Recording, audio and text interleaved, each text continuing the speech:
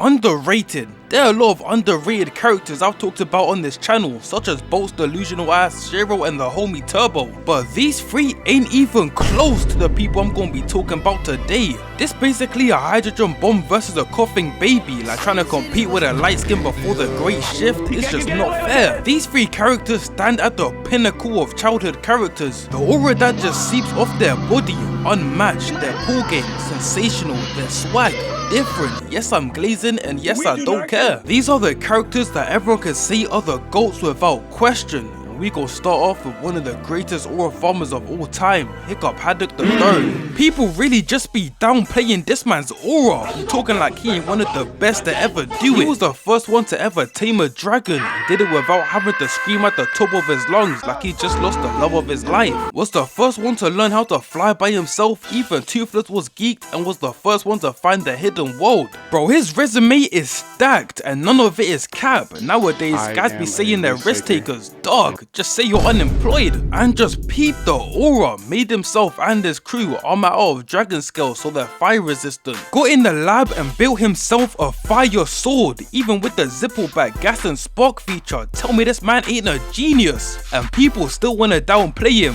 What more do you want from me? Brody was even tough as a youngin in the first movie. Even though he looked like a girl's Photoshop pictures, he was still like that. One thing I will say though, I don't know what he was thinking with Astrid. I said this in my first How to Train Your Dragon video. She was high-key know all that, I ain't gonna lie. This is one of them pics your homeboy pulls out and you just gotta say as long as you're happy, gang. I thought he was talking about Ruffner at the start. Would have been somewhat of a viable option. Actually, nope, I'm completely wrong. Dog, how is everyone chopped? Hiccup had absolutely zero options, had to pick from straight 60 overalls, no badges. I'm not even saying this like the guys were better, straight brown shirts. But oh boy, the goatness of Hiccup doesn't stop. The investment goes crazy, cause just peep the glow up in both movies too. He knows what he's done. This may have been the greatest investment I've ever seen, up there with 2013 Bitcoin. This glow up right here had me at the lunch table pulling straight underrated pics, knowing the investment would be generational. But anyways, during the first movie, he not only changed everyone's minds about the dragons, but revolutionized the whole village. Got dragons everywhere now. And low-key, I would be mad as hell. It was already bad enough at the end of the first movie. The way it was at the third was insane. Get them the F out of here. They was basically playing crossy roads with the dragons. I just know when they all had to leave, at least one person was in the back parading happy as hell. Was getting sick of trying to get some sleep and you got 20 dragons running around the crib that aren't even yours. Got random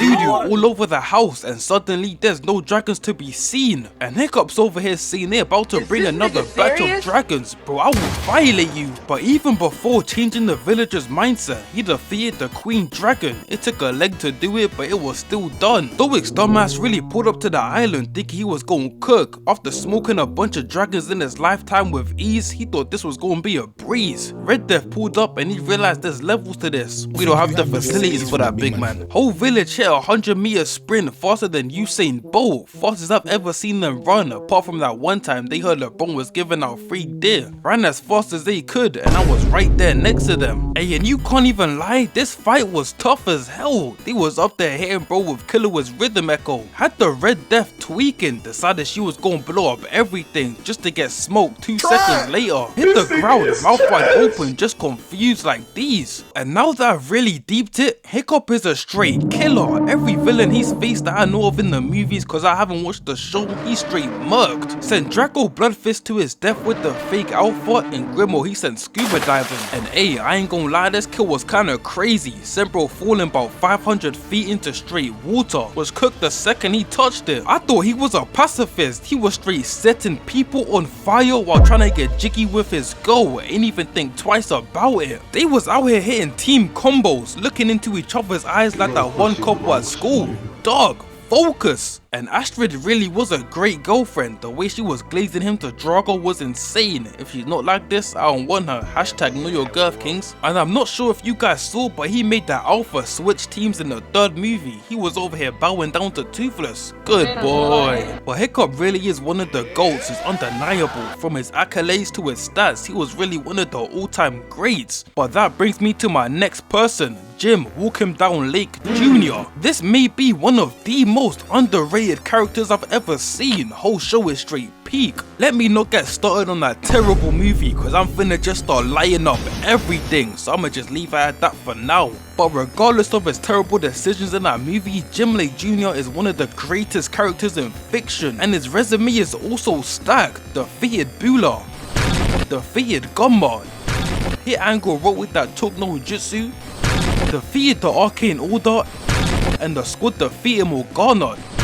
Tell me this man ain't that guy. And he was doing this as the first ever human troll hunter. I know the previous ones were mad as hell. It took them 3.5 years. Jim did it in 1 week. He was putting straight belt to ass in all of his fights. And I know damn well Blinky ain't that good of a teacher. Last troll hunter he trained, yeah, let's just say it did not go well for him. But people don't talk enough about how much Jim stands on business. He pulled up to the Darklands by himself. One man gets 50 and wasn't even phased. That new suit had him feeling different, was walking around like the man. I mean, just peep the suit, I would feel the same way. This the same as rocking that one all black fit, you know you only wear on special occasions. Other than that, it's locked up, safely tucked away. But the act of Jim pulling up to the Darklands has to be one of the greatest pull-ups I've ever seen, cause this wasn't even to fight Gunma, this was a rescue mission for Claire's little brother. And I already know the only reason this was cause he ain't wanna embarrass Gunma in his own home court. He was about to have him looking like these with all his little minions watching, trying not to laugh. This whole Darklands arc was straight peak, every moment was amazing. The whole squad having to pull up to the Darklands to help, their whole escape and Gunma being released, the whole thing was straight peak. But what really made this man the GOAT was Troll Jim. This form right here had bro doing stuff he's never done before. Had bro pulling up out of nowhere just to show the new fit, straight pulling moves out his ass, cause I know damn sure Blinky ain't teach him this. Break dancing while blocking is insane. Furthermore, taking on a 2v1 with two of the strongest people in the show is even more insane, and he was low-key winning. Even made Angle Ross switch teams at the end to help them defeat Morgana, crossed over to the Naruto verse just to learn that skill. Told bro, you used to be a real nigga, now you just been taken over by the Snow Bunny mind control. Lock in gang, came to his senses real quick. And that final fight with Gunma was peak cinema. Bro was just throwing him about like nothing, overcame the decimal blade and took bro out with ease. But just for the peak parts, let's talk about the movie. They really tried to make Jim lose all his Hall of Fame badges. For like the first 90% and the last 3% he was straight ass. So Jim was only really goated like that for like 7% of the movie. The rest he was a straight bum, out there running cardio for a good couple of days. But when that new suit came in, oh boy, straight peak. And this may be an unpopular opinion, but I low-key like this one more than the original blue and white. The black and red will always be on top, but this one, I can't even lie, the green is just tough. But anywho, after Stewart came in clutch and he got that new amulet, Brody was just going stupid. Like guys after getting a fresh cut, the confidence level skyrocketed within seconds. Had Brody pulling up to the nearest gas station, full set of armor on, just looking for attention. You're weird, buddy.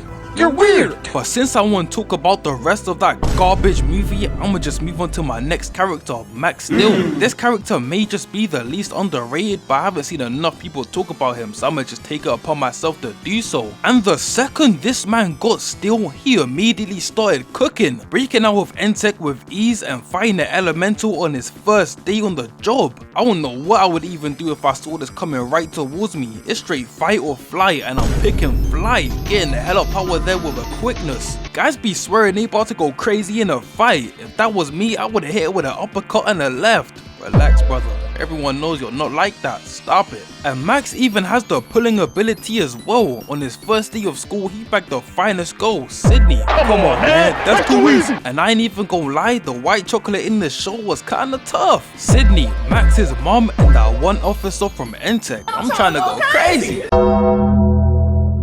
My bad, bro. Dr. Umar ain't even a real doctor for real though. I saw that pig, he about halfway between the lines. I couldn't even tell if it was a black person the first time I saw this. But hey, even though Maxsteel is so goated, we do not talk about that movie. It's genuinely so ass, it's insane. I rewatched it a couple months ago and I didn't even know what I was watching. The suit, ass. The villain, ass. Sydney, ass. No other forms, ass. This like going to the barbers and telling them to do whatever. I don't know what they were thinking in that board of directors room. Straight cooking up ass. But back to the actual peak, the forms Max has easily makes him one of the best superheroes. Me personally, my favorite was the speed form, but that's just because I'm a speed power type of guy. But the stealth suit, I ain't gonna lie, this was beautiful and the range he had was insane. Going from Turbo Nova, Turbo Titan and Turbo Shamik Moore, where all of a sudden all his wrists go straight out the window and he starts losing aura by the second. Had Laura calling Buddy weird over TikTok. Yeah, the aura points were just decreasing rapidly. He tried to make a comeback after Haley got engaged, posted this thinking it was so tough. How you lose an aura as a Spider-Man? You ought to be ashamed of yourself. But other than that, Max's moves were tough as hell, and that tag team with his dad against Manico was insane. Bro entered the ship to find his dad sitting there. Brody was waiting for him like he just came home at 4 AM after the function. Hey, these parents are getting soft. Back in my day, I would have been hit with 20 clotheslines back to back. But hey, that's now enough of my ranting. We have come to the end of the vid. This is just some characters I wanted to speak about that I thought were underrated. I know this isn't my normal type of vid, don't worry, the movies are still coming out of course. I got a banger coming next. Anyways, hopefully you guys enjoyed the vid. All glory to God, and I'll catch you in the next one. Peace.